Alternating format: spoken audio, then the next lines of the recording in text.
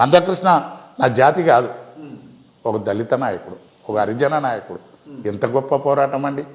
ఇలా మందకృష్ణ తలుసుకుంటే, మందకృష్ణ తలొగ్గితే రాష్ట్ర కేంద్ర ప్రభుత్వాలు, ఏ ఎమ్మెల్సీ, ఏ మంత్రో, ఏ రాజ్యసభనో, ఏ గవర్నరో, ఏ కేంద్ర మంత్రో ఇస్తుండ్రి. కానీ మందకృష్ణ మాదిగ గారు ఏ దానికి కూడా నా ముందున్నది అదే, నేను పట్టింది అదే, ఎస్సీ వర్గీకరణనే నా ఆశయం అని పోరాటం చేశాడు. ఇవాళ మందకృష్ణ కీర్తి ప్రతిష్ట ఏ కాడికి ఎదిగిందో తెలుసా?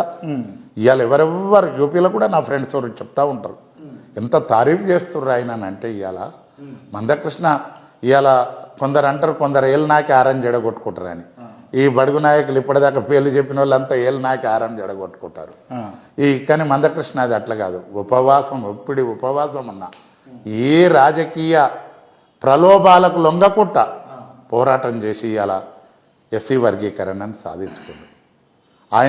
ఆయన చరిత్ర ఇవాళ కాదు, ఈ భూమి బతుకున్న, ఈ భూమి ఉన్నన్ని రోజులు, ఈ కలియుగం ఉన్నంత వరకు ఆయన తదనంతరం కూడా ఇవాళ బాబాసాహెబ్ అంబేద్కర్ గారి బొమ్మలు ఎట్లా పెడుతున్నామో ప్రతి కూడలిలా రేపు జాతులన్నీ మందకృష్ణ బొమ్మలు కూడా పెట్టే చరిత్రకారుడిగా ఆయన మిగిలిపోతాడు.